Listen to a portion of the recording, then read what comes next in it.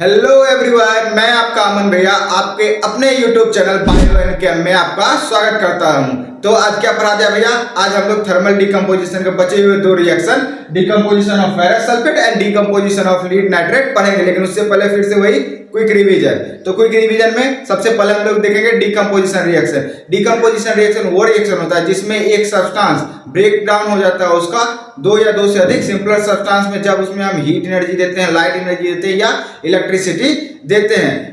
A reaction in which a substance breaks into two or more similar substance when heat energy, light energy और electricity is given to them। और उसके बाद हम लोग क्या पढ़े थे तीन टाइप के हम लोग डिकम्पोजिशन रिएक्शन पढ़े थे। पहला थर्मोलिटिक डिकम्पोजिशन, फिर इलेक्ट्रोलिटिक डिकम्पोजिशन, उसके बाद हम लोग पढ़ा था फोटोलिटिक डिकम्पोजिशन। जिसमें थर्मोलिटिक डिकम्पोजिशन के बारे में हमने देखा था कि जब हम हीट देंगे तो एक कंपाउंड ब्रेक होकर दो या दो से अधिक सब्सटेंस में या दो से अधिक सिंपल कंपाउंड में टूट जाएगा। उसके बाद हमने पढ़ा था कि decomposition of the calcium carbonate. तो कैल्शियम कार्बोनेट को जब हम ब्रेक करते हैं तो calcium oxide plus CO2 gas release होता है। जो कैल्शियम ऑक्साइड होता है हम लोग के इसमें यूज किया जाता है, सीमेंट फैक्ट्री में यूज किया जाता है। उसके बाद हम लोग देखते हैं, अब हम लोग देखते हैं decomposition of the ferrous sulphate.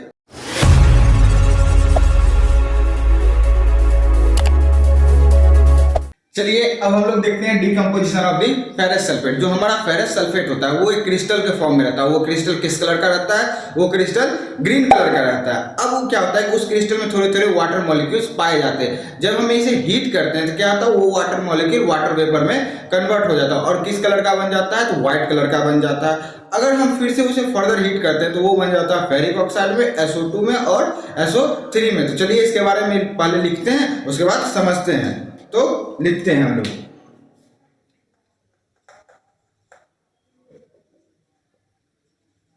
Initially the crystal of ferrous sulphate is green in color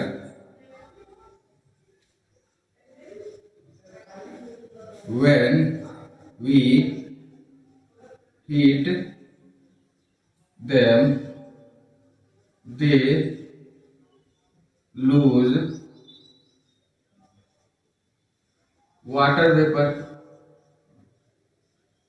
या they lose water। ठीक है, वो वाटर को लूज कर देते हैं। The color of green crystal becomes white। अब जो ग्रीन कलर का क्रिस्टल था वो कलर उसका क्या हो जाता है? व्हाइट कलर के कलर में वो कन्वर्ट हो जाता है। चलिए इसका हम लोग फॉर्मूला देखते हैं। देखिए ये बहुत इंपॉर्टेंट टॉपिक है, इसमें हमें उसका कलर पूछ सकता है, उसका फॉर्मूला पूछ सकता है। जो हमारा फेरस सल्फेट होता है क्रिस्टल के फॉर्म, उसका क्या फॉर्मूला होता है? उसका फॉर्मूला होता है FeSO4.7H2O। जो हमारा फेरस सल्फेट होता है उसके सात दोस्त होते हैं। सात दोस्त कौन होते हैं? वो वाटर होते हैं। ये फेरस सल्फेट के क्रिस्टल का फॉर्मूला है। और अगर हम इसमें हीट देते हैं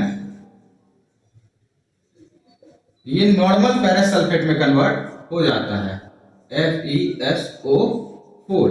जिसमें जो हमारा फेरस सल्फेट हुआ करता था वो जो क्रिस्टल वो ग्रीन कलर का होता था। जैसे हीट कर दिए थे ये व्हाइट कलर का। यही क्वेश्चन एग्जाम में ज्यादातर पूछेगा कि फेरस सल्फेट का पहले तो फॉर्मूला क्या होता है? FeSO4.7H2O। ये क्रिस्टल का फॉर्मूला था जो ग्रीन कलर का रहता। जब उसे हम हीट कर देते तो क्या बन जाता है? FeSO4 बन जाता है और वो व्हाइट कलर का रहता है। चलिए, और इसमें क्या होता है कि जब हम इस फेरस सल्फेट को फिर से फर्दर हीट करते हैं तो ये क्या बन जाता है? ये फेरिक ऑक्साइड बन जाता है। उसके अलावा SO2 प्लस SO3 तीन दोनों चीज निकलता है। तो उसको अगले स्लाइड में हम लोग देखते हैं। तब तक आप लोग नोट कर लीजिए। अगर आपको नोट नहीं करना है तो मैं तो टेलीग्राम पे नोट्स दे ही रहा हूं, वहां से जाइए, टेलीग्राम को ज्वाइन कीजिए और डाउनलोड कीजिए। आगे बढ़ाते हुए देखते हैं फिर से आगे। अब हम लिखते हैं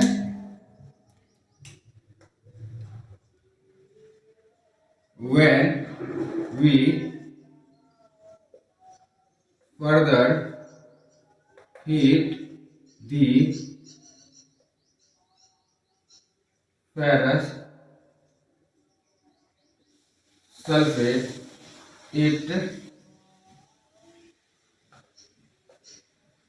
converted into ferric oxide.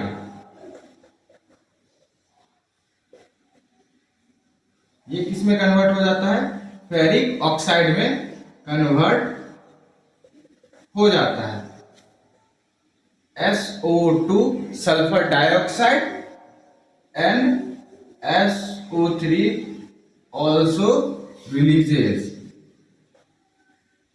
Sulphur dioxide और सल्फर ट्राइऑक्साइड, ये भी इसके साथ रिलीज होता है। चलिए इसका इक्वेशन लिखते हैं। तो फेरस सल्फेट क्या होता था? नॉर्मल फेरस सल्फेट हो जाता था FeSO4, ठीक है। अब इसको हम फर्दर हीट कर देंगे तो क्या बन जाएगा? फेरिक ऑक्साइड बन जाएगा Fe2O3 plus SO2 plus SO3, ठीक है। जिसमें ये क्या था? व्हाइट कलर का होगा। अब हमसे क्वेश्चन क्या पूछेगा कि जो फेरिक सल्फेट को फर्दर हीट करते हैं तो जो फेरिक ऑक्साइड बन जाता है वो किस कलर का रहता है? तो वो रेडिश ब्राउन कलर का रहता है।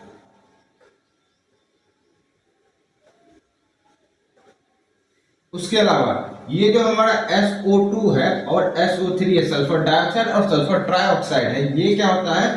एसिडिक इन नेचर होता है।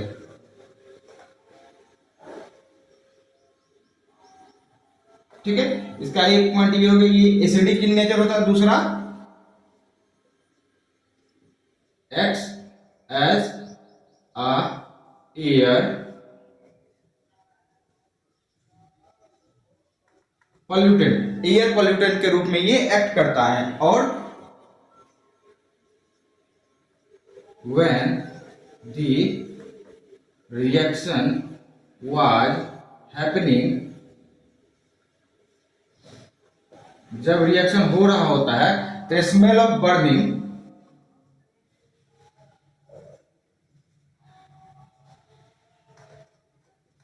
एक बर्निंग का स्मेल आता है due to the release of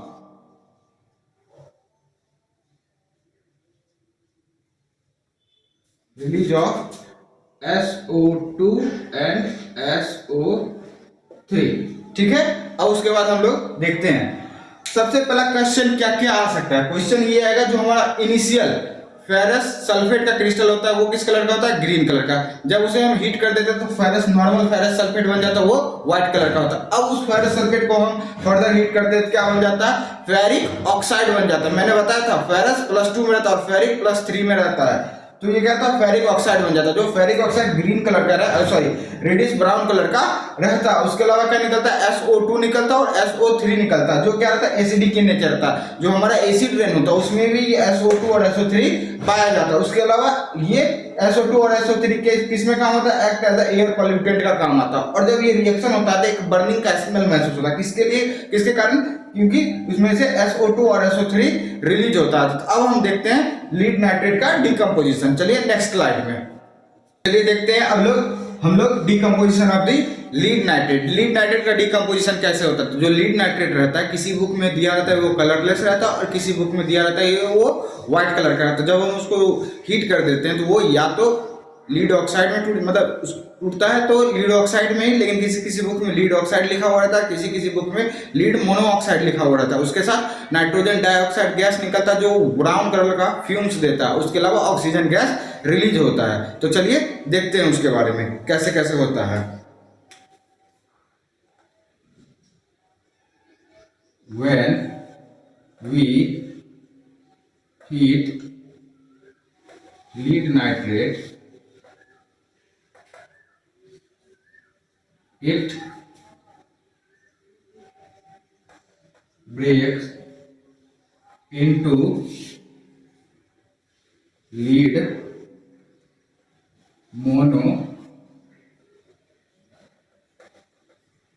monoxide और या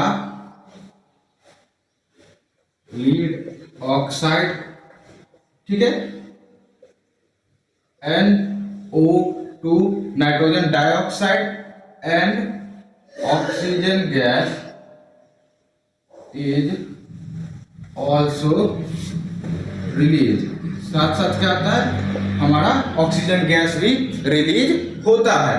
और क्या होता है, चलिए इसका हम लोग देखते हैं इसका फॉर्मूला या रिएक्शन। रिएक्शन में क्या लिखेंगे, लीड नाइट्रेट, तो लीड नाइट्रेट क्या हो गया, PbNO3 होल ट्वाइस, क्या हो जाएगा, इसमें हम हीट देंगे तो ये किस में कन्वर्ट हो जाएगा, लीड ऑक्साइड में, PbO plus NO2 plus O2 gas. अच्छा, इसके बैलेंसिंग को याद रखने का एक बहुत अच्छा सा ट्रिक है। वो ट्रिक क्या होता है, 2 2 4, यहां देंगे 2, यहां देंगे 2, यहां देंगे 4, ये बैलेंस हो गया। अगर आपको नहीं याद रखना है ऐसे तो एक मैं ट्रिक बताता हूं। और ये क्या हो गया 2, ये क्या हो गया 2 और ये 4, तो 2 2 4, 4 प्लस 4 8, और ये यहाँ कुछ नहीं लिखा हुआ है तो 1, तो 8 में से 1 माइनस कर देंगे तो हो जाएगा थाला फोरा रीजन, थाला हर जगह आ जाते हैं। चलिए मजाक कर रहा था, लेकिन इसको याद करने का एक ही तरीका होता है 2 2 4, ठीक है। इसमें से भी ये रहता है, जैसा मैंने बताया था कि ये किसी बुक में या तो कलरलेस रहता है या व्हाइट कलर का लिखा हुआ रहता है। उसके अलावा जो ये हमारा लीड मोनोऑक्साइड बनता है, ये किस कलर का रहता है, येलो कलर का रहता है। उसके अलावा ये जो हमारा नाइट्रोजन डाइऑक्साइड रहता है, ये क्या करता है, ब्राउन फ्यूम्स को प्रोड्यूस करता है, ब्राउन